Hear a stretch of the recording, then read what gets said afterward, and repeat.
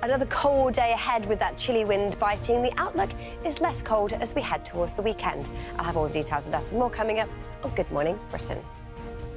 Wednesday. Freezing, Laura. Yes, freezing cold outside, but actually I'm here to talk about how hot it has been because it was confirmed yesterday 2023 was the hottest year that Earth has ever recorded. It beat the previous year, 2016, by 0.17 degrees. It doesn't sound like much, but let me tell you, in the world of weather, that is a huge leap. This map shows last year all of the temperatures compared to average. Blue, a few of them below average. The majority of the Earth, orange or red, way above average. And we got to one... Chased Happy Christmas hug, didn't we, when we parted ways before Christmas? No problem with a hug, as long as you can get your arms around me, Richard. Good morning to you. It is cold and dry that dominates through the next few days. But why? It is down to high pressure.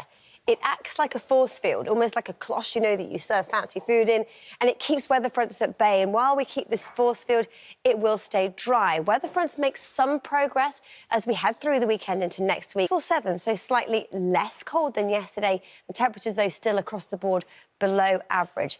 How do they pan out as we head through the next 7 days? Well, let's take a look at our 7-day outlook. And this is really good at showing us our trends for temperature and rainfall as we head through the next 7 days. So first of all, we look at the north of the UK, Scotland, Northern Ireland, northern areas of England. This is our average temperature line, where they should be for the time of year. It's below average, but it turns even colder into next week. Percentage chance of rainfall across the north of the UK. Well, it's largely dry, patchy cloud, the odd spot of rain and drizzle in the air.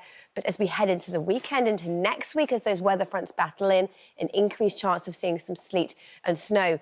Fortunes further south for England and Wales for the next 7 days. Again, the big story is how cold it feels, feeling like winter for the first time this winter.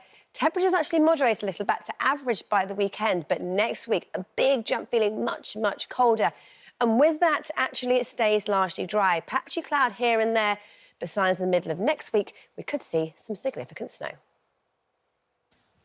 Good morning to you. The wind was biting yesterday. It was bitterly cold.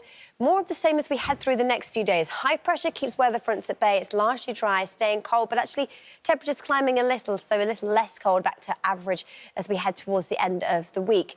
Here's how it looks this morning. The satellite and radar shows it's largely dry, not dry for all of us.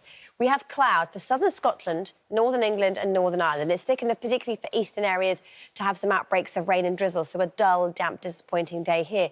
To the north of it, so the northern half of Scotland, and for the Midlands southwards, it is fine, dry and sunny. A little bit less cold than yesterday, so 6 or 7 degrees our top temperature, but adding in the wind today, it will feel more like freezing. And tonight, set to get colder again, and more cloud into tomorrow.